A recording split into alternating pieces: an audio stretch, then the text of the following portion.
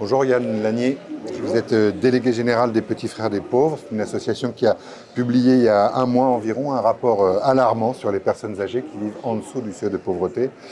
Dans la préface de ce rapport, vous dites que vous craignez que notre société devienne une fabrique de vieux pauvres. Est-ce que c'est vraiment vers ça qu'on se dirige? En tout cas, il ne faut pas le souhaiter, mais malheureusement, la trajectoire va dans ce sens-là. Il y a 9 millions de pauvres dans notre pays, et ce que nous avons voulu rappeler dans ce rapport, c'est que sur ces 9 millions de pauvres, 2 millions d'entre eux ont plus de 60 ans aujourd'hui. L'État fabrique des politiques de lutte contre la pauvreté qui malheureusement vont dans les années à venir manquer de moyens. Et ce qu'on a voulu aussi mettre en avant, c'est cette trajectoire d'augmentation de cette pauvreté l'âge venu. Les générations qui ont connu des trous de carrière, différents statuts, pas que du salariat, beaucoup d'entrepreneuriat, vont arriver en retraite dans les 10 années à venir, avec des gens qui, pour certains, ne se rendent pas compte à quel point cette période de la retraite va être une période de retrait de leurs revenus par rapport à leurs revenus d'aujourd'hui. Donc manifestement, oui, beaucoup de facteurs vont fabriquer de la pauvreté de manière systémique dans les années à venir.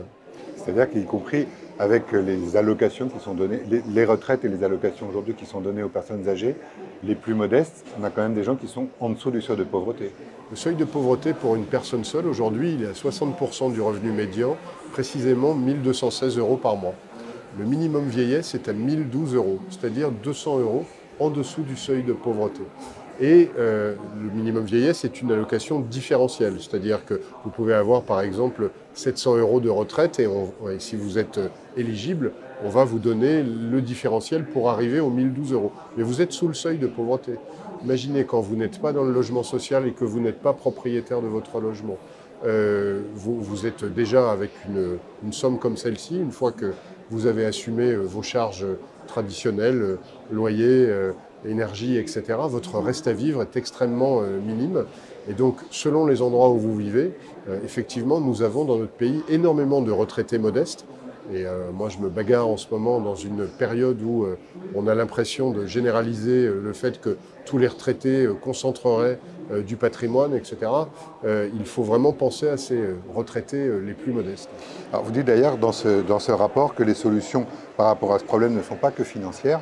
Vous parlez également notamment de renforcer l'accès aux droits des personnes âgées les plus pauvres. Que voulez-vous dire par là? Pouvez-vous donner quelques exemples là-dessus? Écoutez, c'est un petit peu une tarte à la crème, mais je pense que la tarte à la crème va durer encore un petit peu longtemps quand on parle par exemple de fracture numérique.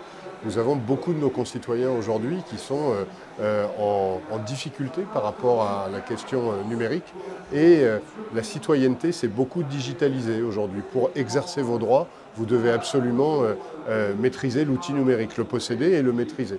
Je prends l'exemple des chèques énergie. Les chèques énergie étaient envoyés directement l'année dernière aux personnes en fonction de leur situation sans qu'elles aient besoin d'en faire la demande. Ce ne sera plus le cas cette année.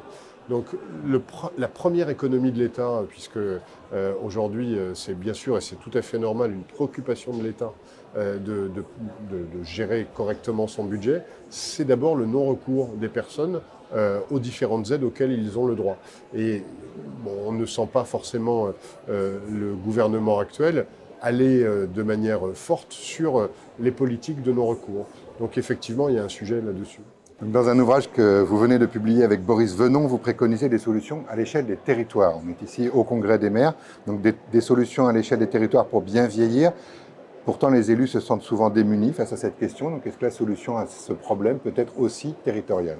Alors, pour moi, elle est d'abord et avant tout territoriale, puisque on a, avec Boris Venon, construit cet ouvrage pour que ce soit un ouvrage d'inspiration et de solution pour les élus locaux. Aujourd'hui, on a tendance à un peu tout confondre. C'est-à-dire, quand on parle d'âge, les gens pensent souvent grand âge, perte d'autonomie, et on oublie la grande période entre 55 ans et 80 ans, où eh bien, ce sont aussi des seniors qui font la vie d'une commune ou d'un territoire. Quand vous regardez les élus au conseil municipal, les personnes dans les associations, ce livre s'adresse d'abord à des personnes qui soit sont aujourd'hui élues, soit envisagent de l'être pour les échéances municipales de 2026, et pour se dire que, comme on a su le faire notamment il y a maintenant un peu plus d'une trentaine d'années dans le champ des politiques de l'enfance, de la petite enfance, qu'il faut construire des vraies politiques d'adaptation d'un territoire au vieillissement et ne pas penser qu'à la perte d'autonomie. La perte d'autonomie, malheureusement, ça arrive pour un certain nombre de personnes, pas pour toutes. Heureusement, il y a des gens qui meurent après 80 ans et qui meurent sans avoir connu des maladies neurodégénératives ou des graves problèmes de perte d'autonomie. Et vous avez toute la période d'avant où, en fin de compte, les sujets sont encore très très mal posés ou très débutants dans leur approche. Le parcours résidentiel des personnes, des seniors dans une commune, les espaces d'engagement, la mobilité, l'adaptation de la ville au vieillissement. On a essayé de mettre tout ça sous forme d'idées qui sont nécessaires à adapter à la taille des territoires, et pour montrer que le maire et le conseil municipal avaient une responsabilité majeure dans la construction d'une véritable politique du vieillissement sur sa commune. Merci beaucoup Yann Lamy. Merci à vous.